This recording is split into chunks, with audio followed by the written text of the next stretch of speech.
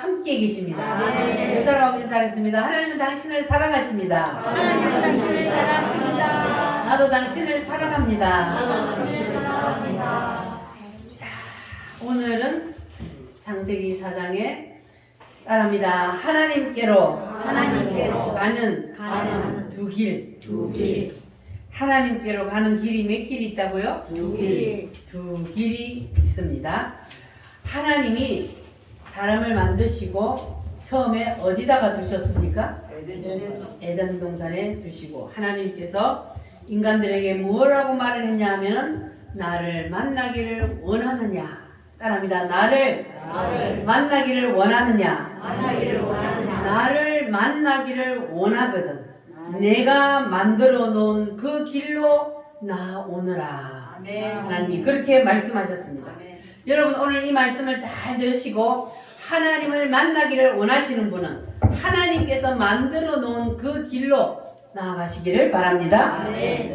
자, 에덴 동산에서 선악과를 따먹고 쫓겨난 인간들에게 하나님께서 너희들이 나를 만나려거든 어디로 오라고? 내가 만들어 놓은 길로 오라. 하나님께서 제일 처음에 사람을 만들었는데 그 제일 처음 인간을 만든 그 인간이 누구예요? 그리고 하와. 아담과 하와를 만드셨어요. 자, 그런데 이 아담과 하와가 하나님 앞에서 죄를 짓고 그리고 에덴 동산에서 쫓겨나서 그리고 두 아들을 낳았습니다. 첫 번째 아들의 이름은 뭡니까? 가인이요. 두 번째 아들은 아벨을 낳았습니다. 그런데 그들이 에덴 동산에서 쫓겨나서 가인과 아벨을 낳아서 키우면서 자, 성경에는 기록이 없지만 우리가 성경을 추측해 볼 수 있는 것은 그들이 그때 당시에는 책도 없지 학교도 없지 그러니까 누가 가르쳐야 돼요? 부모님이 그들을 가르치잖아요. 그런데 그들이 과연 무엇으로 그들에게 가르쳤을까? 자, 우리가 추측해 볼 수 있는 것은 그들이 자기들이 듣고 보고 경험한 것들을 자기 자녀들에게 가르쳤다고 우리가 볼 수가 있습니다. 자, 그러면 이 아담과 하와가 자기들이 뭐를 경험하고 뭐를 보고 뭐를 들었는지 자, 여러분 오늘 아담과 하와가 이 자녀들에게 무엇을 말해주고 있는지 그것을 여러분 잘 들으시기를 바랍니다. 자, 아담과 하와가 그 자식 누구에게? 가인과 아벨에게. 물론 성경에는 가인과 아벨만 처음에 기록되었지만 성경에는 모든 것을 다 기록하는 것이 아니고 구속사를 이해한 것만 하나님이 기록을 해요. 그래서 아마 그보다 더 많은 자식들이 있었을 것이라고 우리가 추측을 할 수가 있습니다. 자, 근데 대표적인 사람을 가인과 아벨. 그래서 하나님께서 가인과 아벨을 그들에게 주셨는데 자, 그들이 이 가인과 아벨을 키우면서 자, 너희들은 부모님 우리의 말을 잘 들어야 된다. 우리가 너희들이 태어나기 전에 하나님께서 이 세상을 창조하셨는데 그런데 하나님이 이 세상을 창조하시기 전에는 이 세상에는 아무것도 없고 누구만 있었다? 삼위일체 하나님만 있었다.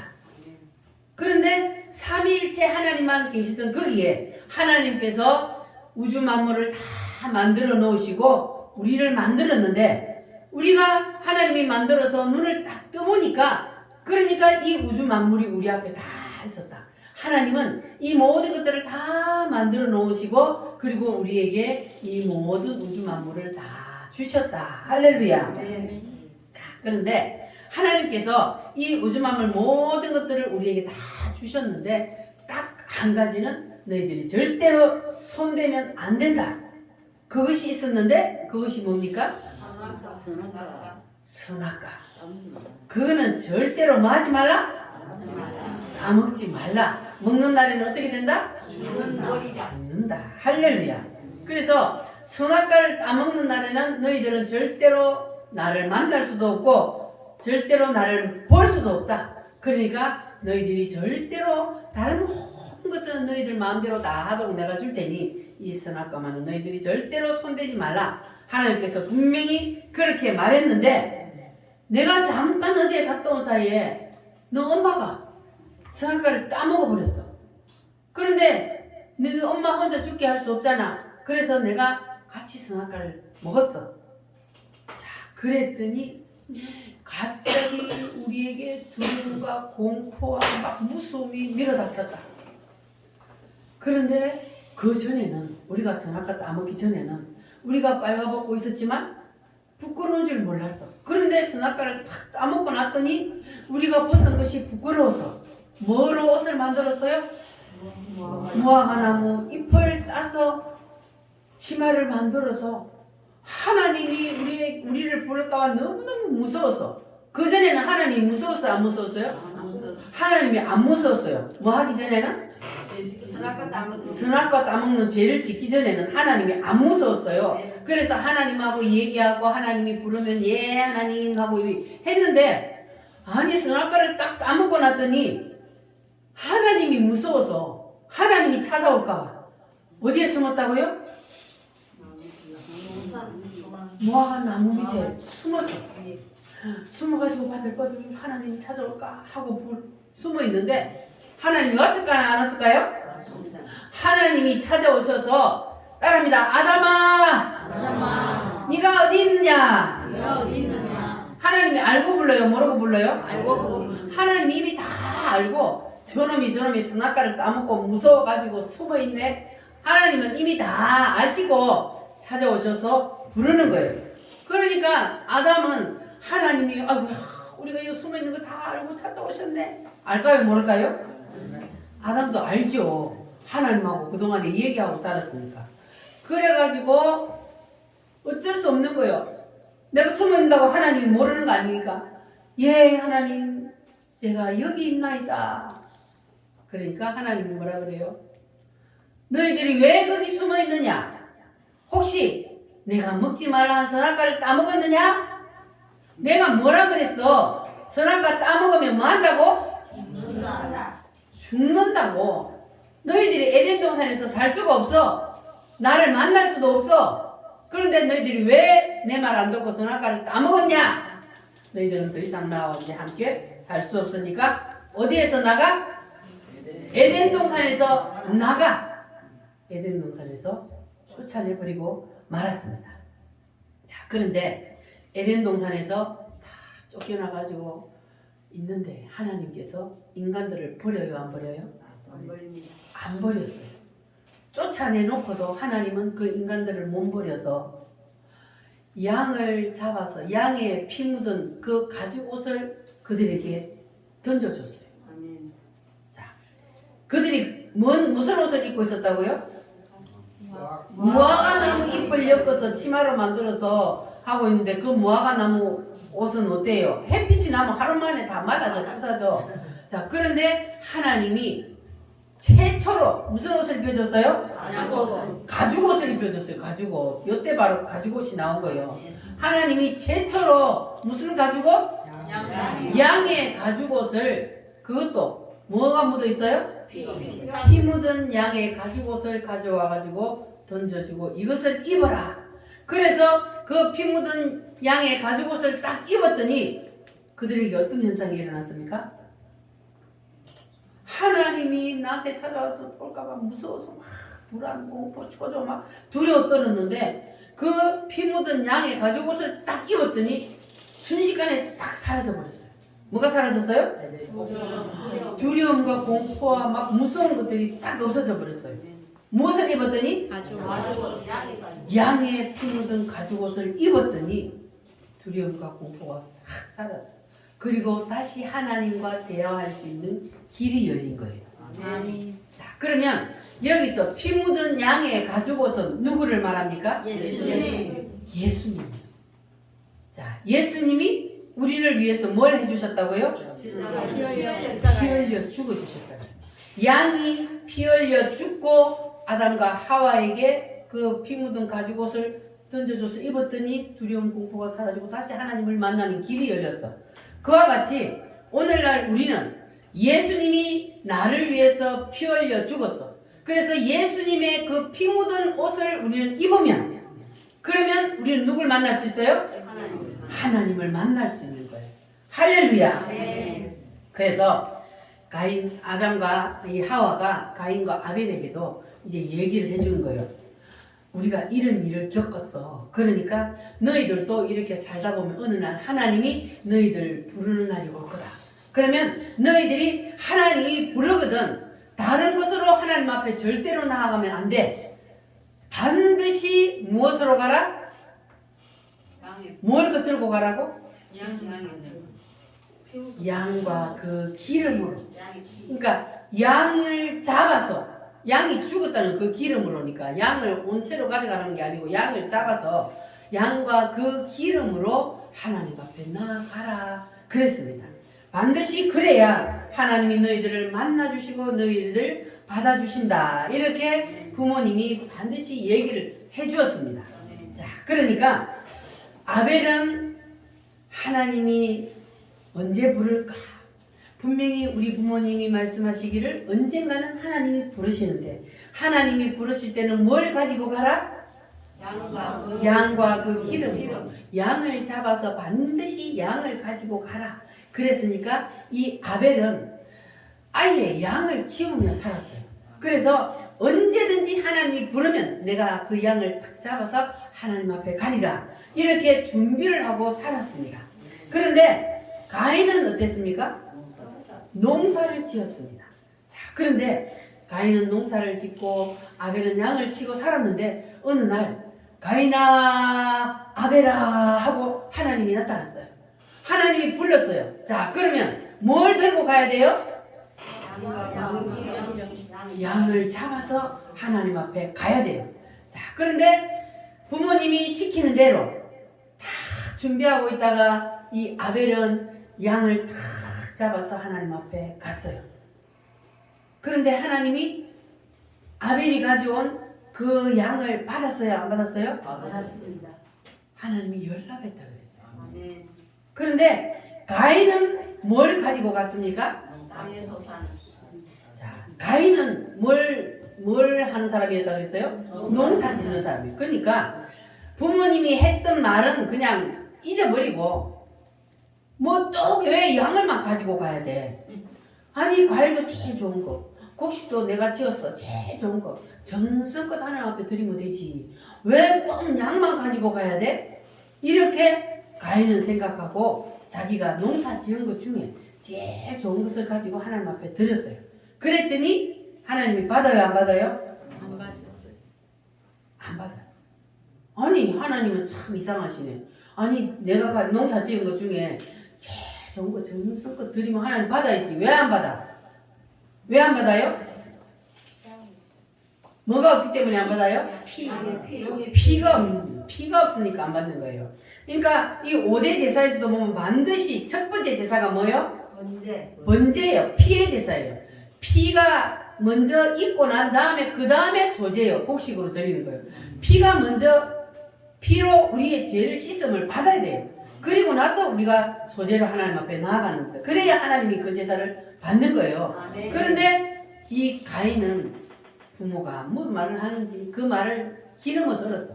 여러분도 오늘 이 하나님이 여러분에게 주시는 이 말씀을 기름어 듣지 마시기 바랍니다.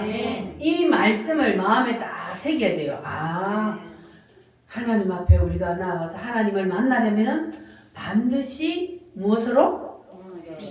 양의 피가 있어야 되니까 예수님의 옷을 우리가 입어야 됩니다. 예수님의 옷을 입는 것이 뭐냐면 예수님이 나를 대신해서 나의 죄의 문제를 대신해서 피 흘려 죽었기 때문에 그래서 예수의 옷을 입는 것은 예수의 피 묻은 옷을 우리가 입는 거예요. 그래서 하나님께로 나아갈 때는 반드시 예수의 피 묻은 옷을 입어야만 그래야만 누가 만나주셔요? 하나님이 만나주십니다. 할렐루야. 자, 그러니까 이 하나님께서 왜 곡식은 안 되고 먼저는 피 묻은 양의 가죽옷을 가져와야 되느냐? 그것은 반드시 하나님께서 이 만드신 언약이에요. 언약. 이거는 그냥 우리가 이유 달면 안 돼. 가인처럼 왜 그래요 하나님? 왜 꼭 그래야 돼요? 이러면 안 되는 거예요. 하나님이 만들어 놓은 법이요.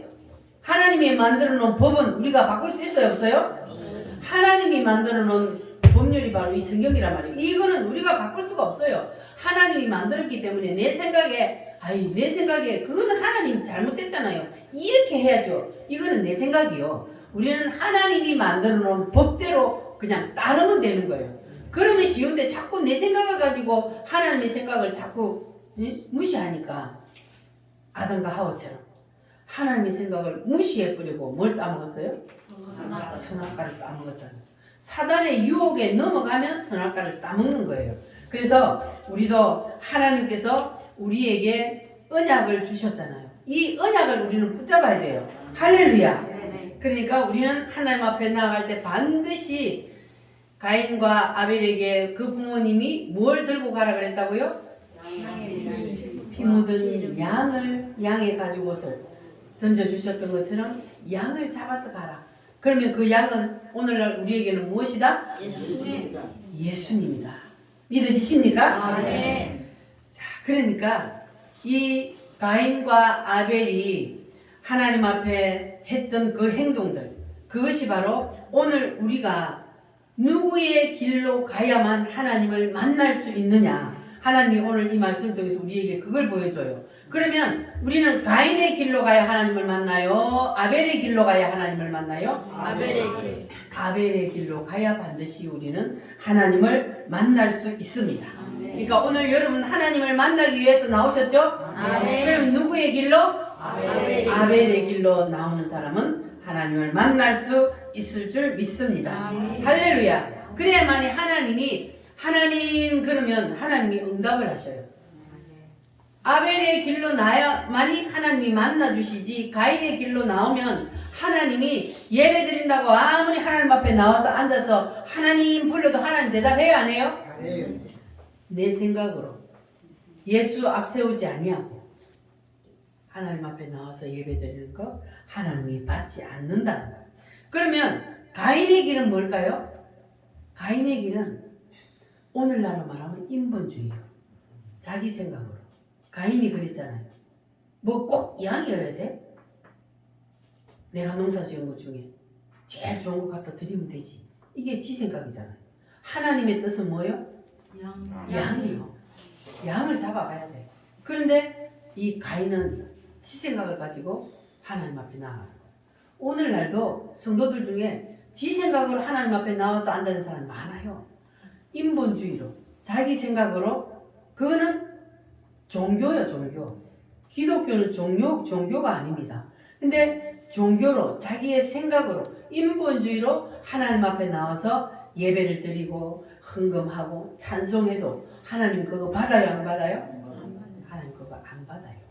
그러니까 오늘 내가 하나님 앞에 나와서 지금 우리가 제사를 드리고 있잖아요. 구약식으로 말하면 제사를 드리는데 우리가 하나님 앞에 나와서 제사를 드리면 뭘 들고 나와야 돼요? 양을 들고 나와야 되는데 우리는 오늘날 양을 들고 오는 게 아니고 뭘 앞세우고 가야 된다고요? 예수님.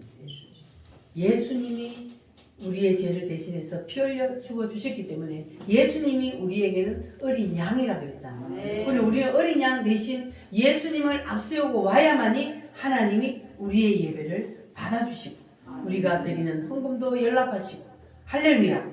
그래서 반드시 누구를 앞세워야 한다? 예수님을 반드시 앞세워야 그래야만이 우리가 하나님을 만날 수 있고 하나님이 우리의 예배를 연락하시는 줄 믿으시기를 바랍니다. 할렐루야. 자, 그래서 우리는 아벨처럼 따지지도 말고 묻지도 말고 누가 시키는 대로? 하나님이 시키는 대로 하나님의 말씀대로만 그냥 따라가면 돼. 그냥 바보처럼 따라가면 돼. 이게 머리가 똑똑한 사람, 머리를 쓰는 사람은 자꾸 자기 머리를 굴리니까 그러니까 예수님을 제대로 믿을 수가 없는 거예요. 누구의 생각으로? 자기의 생각으로 예수를 믿으려니까 예수님이 믿어지지가 않는 거예요. 그러나 우리는 뭐 하라고요? 묻지도 말고 마지도 말고 따지지도 말고 뭐 하라고? 그냥 믿으시기 바랍니다. 하나님의 말씀과 우리의 생각은 비교할 수가 없기 때문에 우리는 내 생각에 하나님의 말씀이 이해가 안 돼도 안 믿어져도 그냥 아멘으로 받아들이시면 그러면 여러분에게 큰 은혜와 복이 될 줄 믿습니다. 할렐루야. 자, 그러니까 아까도 말씀드렸듯이 죄를 지은 인간이 하나님을 만나는 길을 하나님이 두 가지 길을 만들었어요. 한 가지 길을 만들었어요. 두 가지. 하나님을 만나려면 하나님. 딱 한 가지 길이요. 두 가지 길 없어요. 딱 한 가지 길인데 누구를 통해서 가는 길? 예수님을 통해서 가는 그 길밖에 없습니다. 그래서 예수님이 이 땅에 오신 거예요. 우리에게 그 길을 만들어 주시기 위해서 예수님께서 오셔서 우리의 죄의 문제를 해결하기 위해 피를 흘려주시고 우리가 하나님 앞에 나아가고 우리가 하나님을 만날 수 있도록 하나님과 대화할 수 있도록 길을 만들어 주셨단 말이에요. 할렐루야. 여러분 믿으십니까? 그래서 아담과 하와에게 가죽옷을 던져주셨던 것처럼 하나님이 친히 우리에게 예수의 피 묻은 옷을 주셨습니다. 그래서 우리는 그 예수님의 피 묻은 옷을 우리가 입으면 그러면 예수의 옷이 우리에게 딱 입혀지면 그러면 하나님께서 우리가 하는 생각도 우리가 하는 찬양, 기도, 말씀 모든 것들을 하나님이 다 연락하여 주실 줄 믿습니다. 그래서 아담과 하와가 그 양의 가죽옷을 입었을 때에 어떤 현상이 나타났다 그랬어요? 네. 양의 가죽옷을 입기 전에는 두려웠고 공포에 막 떨었어요. 왜? 인간이 왜 하나님 앞에서 두려워 떨어야 돼요? 죄를 지었기 때문에. 죄를 지었기 때문에 하나님 앞에. 그러니까 우리가 그냥 인간 세상에서도 법 앞에 죄 지은 사람은 어때요? 자기 양심이 죄 지으면 자기가 양심이 찔리니까 두려운 거야. 그 경찰만 보면 죄 지은 사람은 어떻게 해요? 경찰이 자기 잡으러 안 오는데도 도망가잖아요. 그러니까 이게 마찬가지. 아담과 하와가 그냥 죄를 짓고 나니까 두려움과 공포에 떨려서 하나님 부를까봐 막 둘둘둘 떨고 있었는데 그런데 하나님이 오셔서 뭘 던져주셨어요? 피 묻은 양의 가죽옷을 탁 던져줘서 그걸 입었더니 어떤 현상이 일어났다고요? 두려움이 사라져. 다시 하나님을 만날 수 있는 길이 열렸단 말이에요. 자, 이것이 여러분 무슨 말씀인지 이해가 되셨습니까? 왜 하나님이 꼭 양의 피 묻은 가죽옷을 입어야만이 나를 다시 만날 수 있느냐? 그것이 바로 오늘 우리에게는 예수의 옷을 입어야만이 다시 우리가 하나님께로 갈 수 있는 예수님이 우리의 죄의 문제를 해결해 주셨기 때문에 우리도 예수님의 그 피 묻은 옷을 입으면 그러면 우리도 두려움이 있어요 없어요? 우리의 죄의 문제가 해결되기 때문에 우리도 두려움이 사라집니다. 우리가 다시 하나님을 만날 수 있습니다. 자신 있게 하나님 앞에 나와서 우리가 하나님을 부를 수 있습니다. 누구 때문에? 예수님 때문에. 죄 지은 사람들은 하나님 앞에 떳떳하게 나와서 못해요. 하나님은 다 보고 알고 계시기 때문에. 그러나 우리는 죄인이라도 그래도 우리가 하나님 앞에 나와서 회개하면 그러면 또 모든 죄는 하나님이 다 용서해 주신다는 것을 알기 때문에 하나님 앞에 나와서 회개하고 다시 우리는 하나님 앞에서 하나님의 그 어린 아이처럼 하나님 앞에서 우리가 재롱도 부리고 하나님 앞에 우리가 기염도 떨고 그러는 거예요. 그래서 우리는 반드시 예수의 옷을 입어야만이 그래야만이 하나님이 우리를 받아주신다는 것을 기억하시기를 바랍니다. 그래서 여기 지금 이 예배당은 예수의 옷을 입는 곳입니다. 여기에 나오셔가지고 예수의 옷을 못 입으면 그건 진짜 불행한 사람이요. 그래서 여러분들은 반드시 이 예수의 옷을 입어야 합니다. 할렐루야. 그래야만이 누가 만나주셔요? 하나님이 만나주셔요. 우리는 다시 하나님을 만나고 하나님 앞으로 다시 가야 돼요. 그런데 우리가 이 예수의 옷을 입지 않냐면 하나님 만나주신다 안 만나주신다? 안 만나주셔. 아무리 예배를 드려도 헛방이요. 그러니까 반드시 하나님을 만나려면 우리는 예수의 옷을 입어야 합니다. 할렐루야. 그리고 우리의 이 생각의 옷을 다 내려놓아요. 내 생각 이것을 내려놔야 된다. 내 생각의 옷을 입고 있으면 예수의 생각의 옷을 완전히 입을 수가 없어. 한쪽은 내 생각, 한쪽은 하나님 말씀 이렇게 하면 안 되는 거예요. 온전히 우리는 내 생각에 옷을 다 내려놓고 하나님이 만들어 놓으신 그 길로만 우리는 가야 돼. 아멘. 할렐루야. 아멘. 하나님이 만들어 놓으신 그 길이 아니면은 하나님이 만나 주시지 않는다고 분명히 말씀하셨어요. 아멘. 그래서 하나님이 만들어 놓으신 그 길이 무슨 길이요? 예수님. 예수님을 통하여 가는 길. 예수가 없이는 절대로 하나님 앞에 다시 나아갈 수 없습니다. 할렐루야. 그래서 하나님께서 가인과 아벨에게 가인아 아벨아 나 좀 보자 그렇게 했듯이 오늘 하나님께서 여러분을 교회로 부르신 것은 누구의 이름을 부를까? 선아야 나 좀 보자. 태우가 나 좀 보자. 그래가지고 오늘 하나님 앞에 나왔잖아요. 아멘. 자 그러면 예 하나님 제가 여기 있습니다. 그러고 오셨어요? 할렐루야. 자 그러면 내가 하나님 앞에 떳떳하게 예 하나님 하고 할 수 있으면 그렇게 하려면은 누구의 옷을 입어야 된다? 예수님. 주님 감사합니다. 예수님이 나의 죄를 해결해 주시기 위해서 십자가에 피 흘려 죽어 주셔서 감사합니다. 오늘도 그 예수님의 피를 의지하여 내가 하나님 앞에 나왔습니다. 지난 한 주 동안 내가 세상에서 내 생각으로 내 행동으로 지은 모든 죄 용서해 주시옵소서. 예수님의 피로 씻어 주시옵소서. 이렇게 하면 우리는 또 하나님 앞에 죄가 하나도 없는 사람처럼 깨끗하게 하나님 앞에 설 수가 있는 거예요. 누구 때문에? 예수님 때문에. 할렐루야. 그래서 반드시 누가 필요하다고요? 예수님이 필요합니다. 하나님은 우리에게 네가 얼마나 최선을 다했느냐, 네가 얼마나 정성을 다했느냐, 하나님은 그걸 보시는 것이 아니고 하나님 뭘 보신다고요? 하나님의 말씀에 순종했느냐, 이걸 보는 거예요. 말씀에 순종하고 그 다음에 최선을 다하고 그 다음에 정성을 다하는 거지, 정성과 최선이 앞서가면 안 되는 거예요, 가인처럼. 그래서 우리는 하나님 앞에 나아갈 때 우리가 예수님의 피를 의지하고 그리고 난 다음에 최선과 정성을 다해 하나님 앞에 예배할 때, 그럴 때 하나님께서 우리의 예배를 연락하여 주실 줄 믿습니다. 할렐루야. 그러니까 오늘 우리가 이제 절대로 우리는 가인의 길로 가면 안 되고 누구의 길로? 아벨의 길로 가야 되는데, 그 아벨의 길로 가려면은 누구를 앞세워야 된다? 예수님을 앞세워야 된다.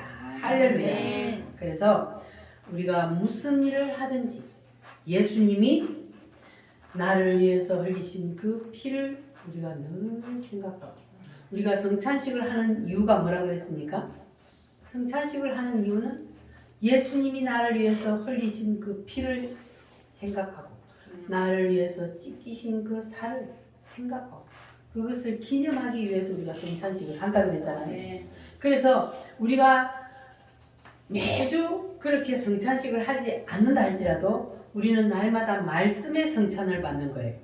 말씀을 통하여서 예수님의 피를 의지하고 예수님의 살을 의지하여, 그래서 예수님의 피와 살이 나의 모든 죄를 해결하고, 그래서 우리는 그 예수님 때문에 오늘도 주님 앞에 나와서 담대히 예배할 수 있고 하나님을 찬양할 수 있게 해주신 그 하나님 앞에 우리는 감사하면서 예배해야 합니다.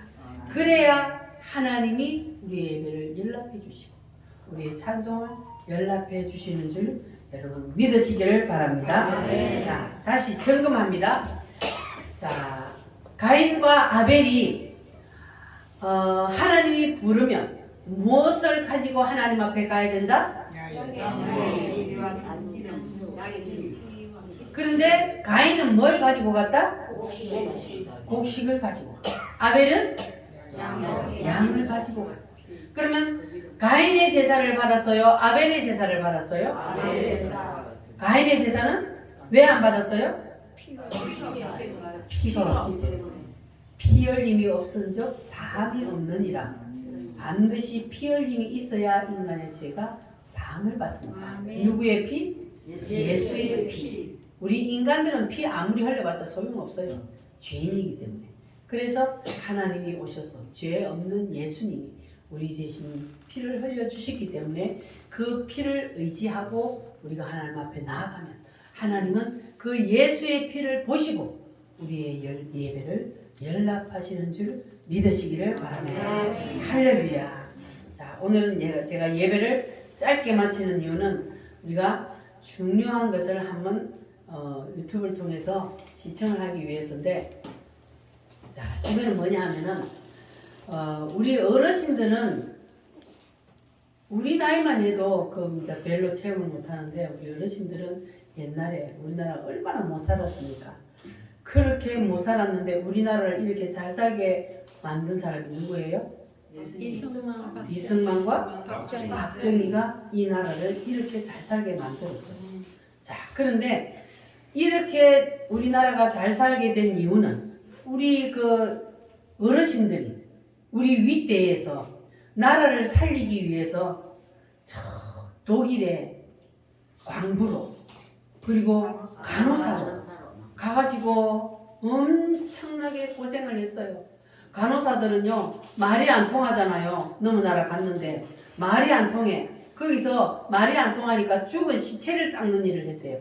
얼마나 그 젊은 간호사들이 가서 눈물을 흘리면서 그 시체를 닦으면서 그 돈을 가지고 우리나라에 이렇게 경제를 일으키고, 광부들은 지하에 들어가서 그걸 탄광 그걸 캐면서 그 고생을 해서 그래서 이 나라를 살리는 일을 했단 말이에요. 그렇게 우리 선조들이 피를 흘려, 진짜 그들은 자기들의 피와 땀을 흘린 거예요. 거기서 그렇게 해가지고 이 나라를 이렇게 잘 사는 나라로 만들었단 말이에요. 근데 지금 젊은 사람들이 나라가 너무 잘 사니까 옛날에 그 어려운 시절을 전혀 몰라. 어른들은, 애들, 젊은 사람들은. 우리 해오기하고 선아하고 알아요? 그때 밥을 못 먹었다 그러면 젊은 애들이 뭐라 그런다고? 밥 없으면 라면 먹지. 라면이 어딨어. 그때는 그냥 바다에 가서 막 뭐 뜯어다 먹고 산에 가서 뜯어다 먹고, 우리 어릴 때만 해도 그냥 산에 가서 솔 뜯어 먹고 오만 거 다 뜯어 먹었잖아요. 그죠? 그러니까는 우리가 이렇게 건강한 거는 그때 하도 좋은 약초를 많이 먹었고, 소나무 가지 먹었지, 송직 먹었지, 앵감 따 먹었지, 비비 따 먹었지, 요런 약초들을 우리는 먹고 살았어. 왜냐면 먹을 게 없어갖고. 그래서 이 선조들이 이렇게 해가지고 나라가 지금 잘 사는 나라가 되었단 말이에요.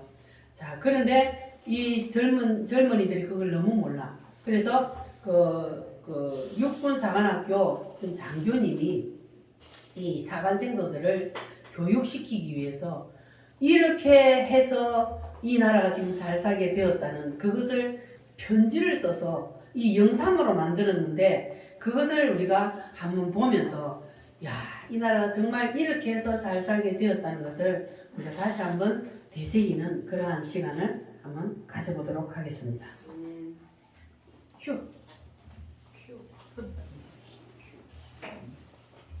우리 대한민국의 장래를 짊어질 개혁과 선진의 주체 젊은이들이여, 여러분들은 5, 60대가 겪은 아픔을 얼마나 알고 있는가? 그대들은 조국을 위하여 과연 얼마만큼 땀과 눈물을 흘렸는가? 지금 여러분이 누리는 풍요로운 지혜는 지난날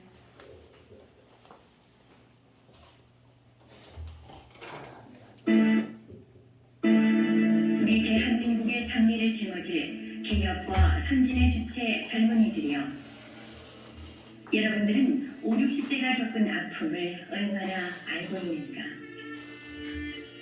그대들은 조국을 위하여 과연 얼마만큼 땀과 눈물을 흘렸는가? 지금 여러분이 누리는 풍요로운 지혜는 지난날 5, 60대의 피와 땀과 눈물이 있었다는 것을 결코 잊어서는 안 된다. 5.16 혁명 직후 한미 관계는 매우 어려웠으며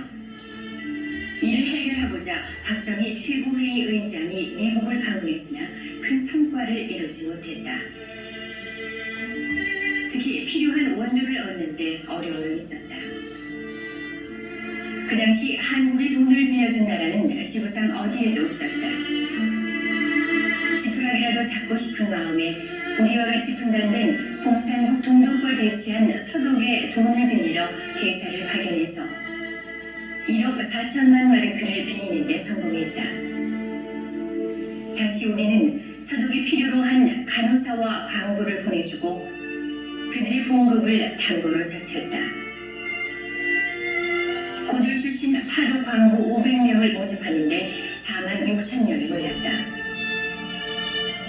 그들 중에는 정규대학을 나온 학사 출신도 수두룩했다. 면접 볼 때 손이 고와서 떨어질까봐 가만 연탄에 손을 비비며 거친 술을 만들어 면접에 합격했다.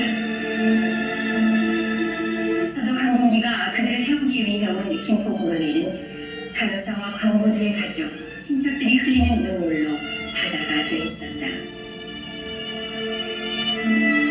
낯선 땅 서독에 도착한 간호사들은 시골 병원에 뿔뿔이 흩어졌다. 말도 통하지 않은 여자 간호사들에게 처음 맡겨진 일은 병들어 죽은 사람의 시신을 닦는 일이었다. 어린 간호사들은 울면서 거지에 알코올을 묻혀 딱딱하게 굳어버린 시체를 이리저리 굴리며 닦았다. 하루 종일 닦고 또 닦았다. 남자 광부들은 지하 1000m 이상의 깊은 땅 속에서 그 뜨거운 지혈을 받으며 열심히 일했다. 하루 8시간 일하는 서독 사람들에 비해 10몇 시간을 그 깊은 지하에서 석탄 캐는 광부 일을 했다. 서독 방송 신문들은 대단한 민족이라며 가난한 한국에서 온 여자 간호사와 남자 광부들에게 상사를 보냈다.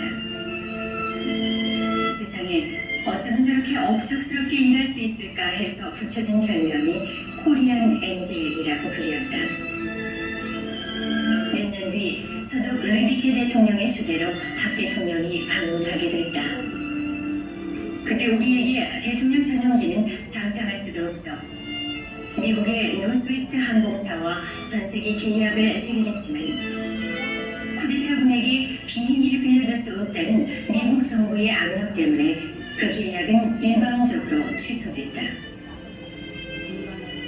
그러나 서독 정부는 친절하게도 국빈용 항공기를 우리나라에 보내주었다. 어렵게 서독에 도착한 박 대통령 일행을 거리의 시민들이 플래카드를 들고 뜨겁게 환영해줬다.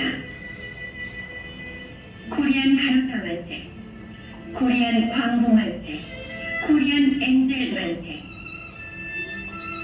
영어를 할 줄 모르는 박 대통령은 창밖을 보며 감격이 겨워 땡큐 땡큐만을 반복해서 외쳤다. 수도에 도착한 박 대통령 일행은 리브케 대통령과 함께 광부들을 위로 격려하기 위해 탄광에 갔다.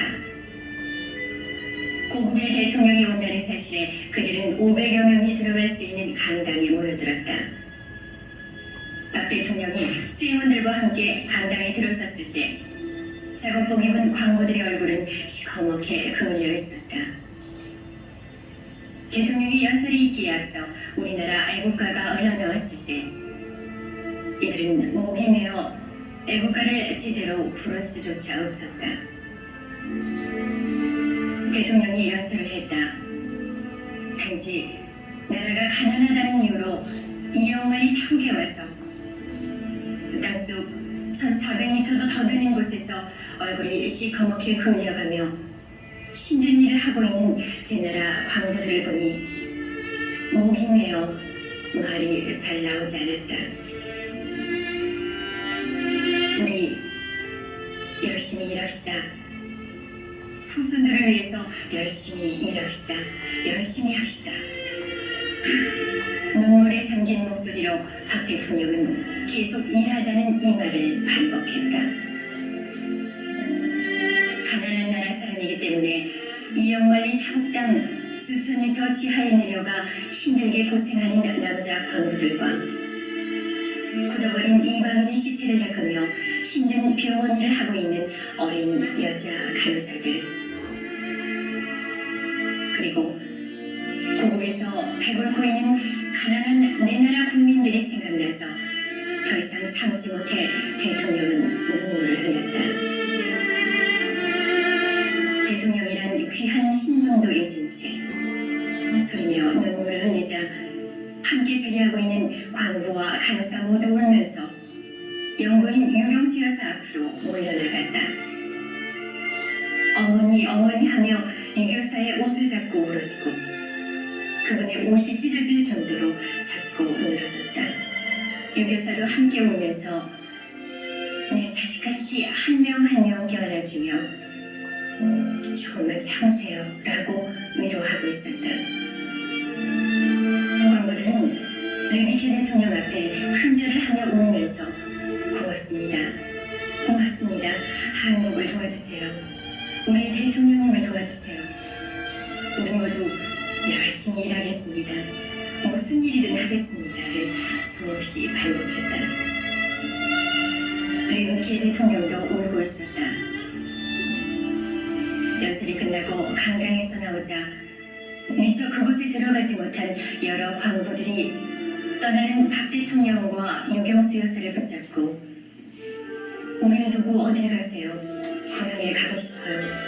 부모님을 보고 싶어요. 하며 떠나는 박 대통령과 유교사를 놓아줄 줄 몰랐다. 호텔로 돌아가는 차에 올라탄 박 대통령은 계속 눈물을 흘렸다. 옆에 앉은 르베케 대통령은 손수건을 직접 주며 우리가 도와주겠습니다. 서독 국민들이 도와주겠습니다. 라고 신주 말했다. 서독 국회에서 연설하는 자리에서 박 대통령은 돈 좀 빌려주세요. 한국에 돈 좀 빌려주세요.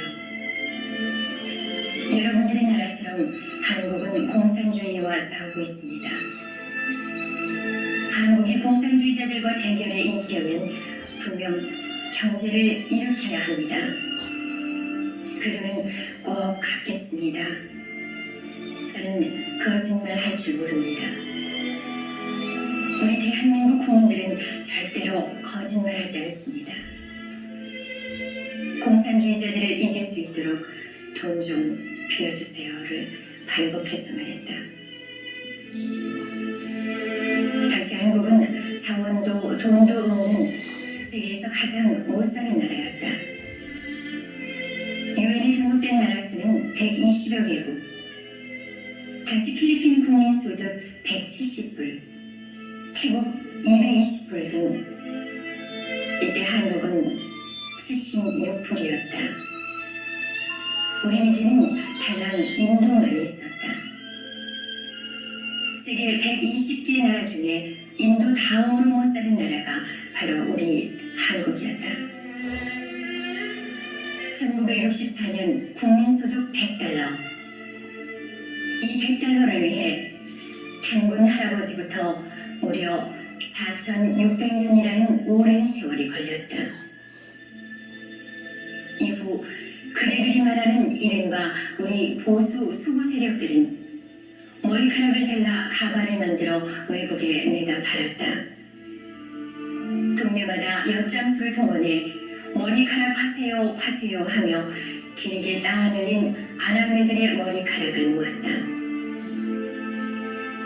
시골에 나이 드신 분들은 서울 간 아들놈 학비 보태주려 머리카락을 잘랐고 먹고 살 쌀을 사기 위해 머리카락을 잘랐다.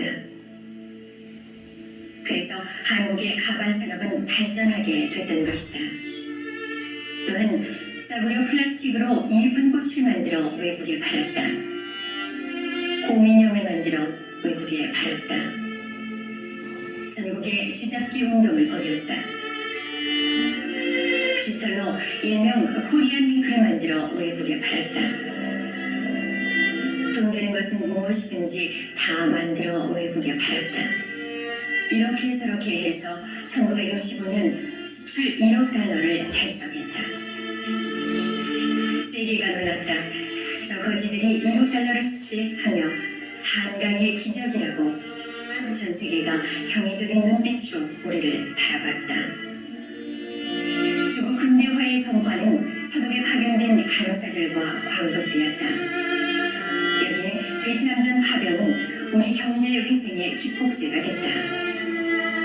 참전 용사들이 흘린 피와 땀은 기폭제가 됐으며 경부 고속도로가 건설되는데 이를 바탕으로 우리 한반도의 동맥이 힘차게 흐르기 시작했다.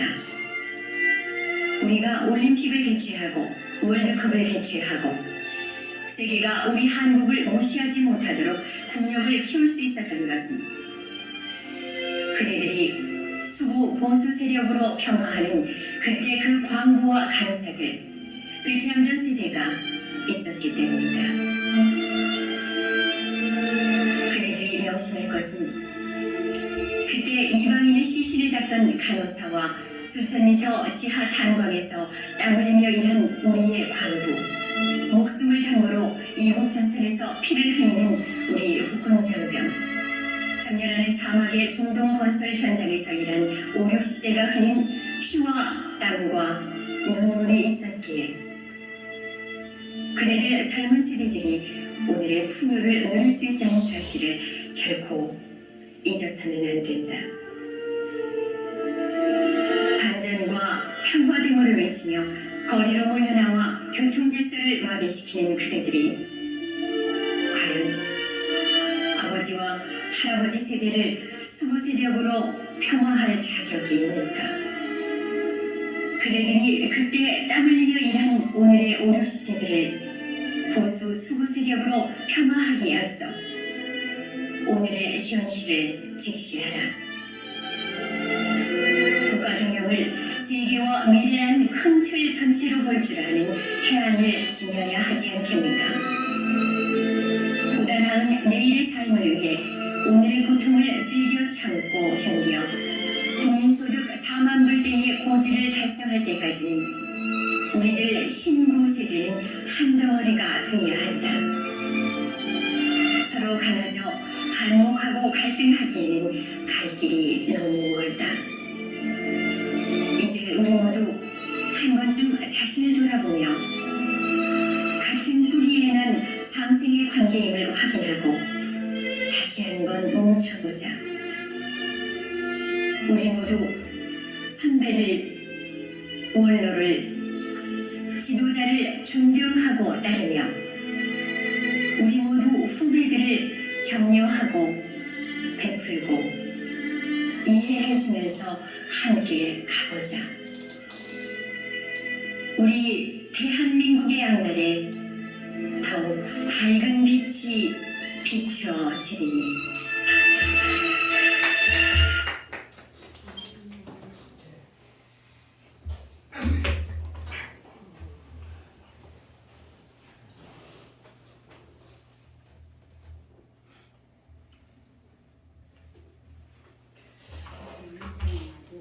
아무도 눈물 안 흘리네.